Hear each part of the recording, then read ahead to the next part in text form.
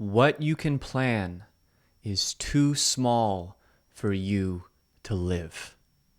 Hey there, my name's Lou Redmond, meditation teacher, life coach, and a friend guiding you on your journey.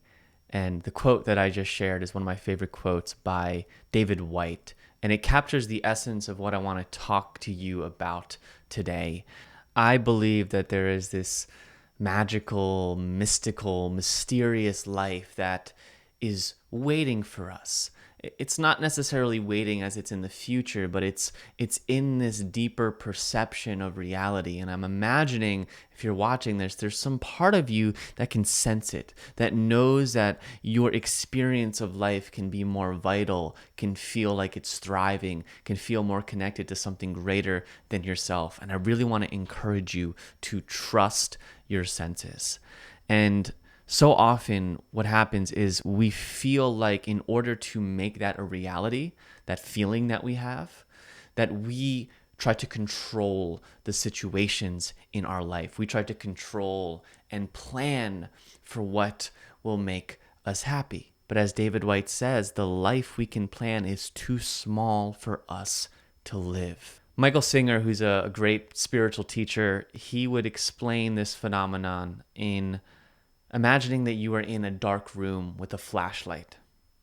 A flashlight is our consciousness, and that is what we're seeing. And it can only see one corner of a dark room when there is so much more happening in that room. And so often we are that light that's trying to plan our lives on what is going to make us happy based on only just this tiny amount that we can see. And so when David White explains that the life we can plan is too small, it's because there is a lot more in the room. And so things like meditation, things like self-awareness and connecting to ourselves, what it does is it opens that aperture so that we can not only see more, but we can allow more to move through us in our life. And this happens through the bedrock of spirituality, letting go and surrender. And what we let go is this notion that we can control our lives. I get it. Our mind wants to feel like it's in control. But in reality, the greatest and the worst things in life are often beyond our conscious control and beyond what we could have imagined. In 2015, I took a hike that would radically transform my life. That is the reason why I'm speaking with you here. I had a mystical experience, and if you had told me before that hike that 10 years after I'm going to be speaking about spirituality on YouTube, I would have said that you are crazy. I couldn't have planned for that. And so it's by allowing the mystery to take us over that those great things start to happen that we couldn't have even planned for, that are beyond our minds.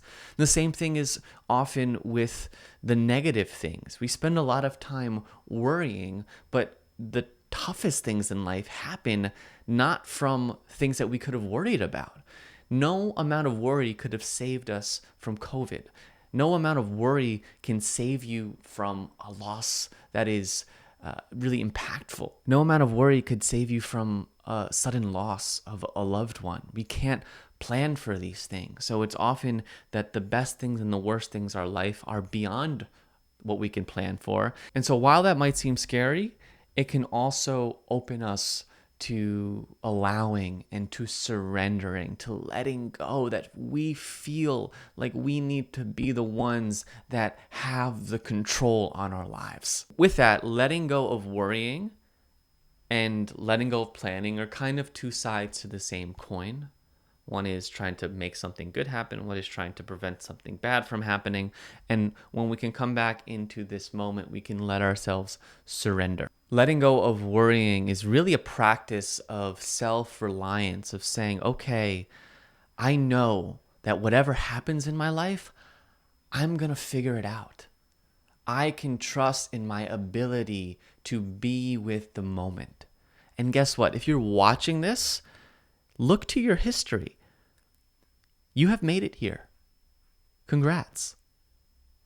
You have shown that you can trust what life is giving you. So I really want to encourage you to see where in your life can you let go and surrender to just what is in front of you, to feel the spaciousness that gets created when we do something in the realm of spirit moving through us, in the realm of allowing our life to unfold rather than planning and forcing and controlling in a way that we think is going to make us happy. Another principle that I want to share with you is the idea that when we're attached to something, often we are repelling that thing from actually coming in to our lives. The person who's on a meditation retreat who wants to have the big, powerful experience is the least likely to have the experience. So as we practice letting go and surrender, we're also practicing non-attachment. And the irony, the paradox is that when we let it go, we get it all back. Because when we let go of a desire for something outside of ourselves, we are in some ways creating the fulfillment of that desire within ourselves. And so when we create the fulfillment of that desire within ourselves, that thing starts to show up in our life because what's on the inner is reflected in the outer. And so these are some core spiritual principles that you might already be familiar with, but I really want you to think about and see where in your life are you trying to plan for some desired future state? Where in your life are you worrying about some potential bad state? Some ways to practice surrender and letting go. I'd like you to think about making goals not to get something that you don't have, but to embody something that you'd like to become more of. Another way that can help you just break out of a routine and break out of this control is to actually learn how to practice spontaneity, to do things that you wouldn't have done before, to even as simple as going to a restaurant just based out of walking down the street and trusting what feels right to you, going to work and going down a different road and just letting your mind kind of break out of its patterns. That's what this is doing. We spend so much of our day in habit and routine, and that's helpful because our unconscious can kind of move through our life and how it makes life a little bit easier. But to break out of habituated patterns, it helps to shift gears, to do something new, to go on a hike, to wake up at a different time, to just try out a different schedule so that we open up some of those grooves for something new to come into our lives.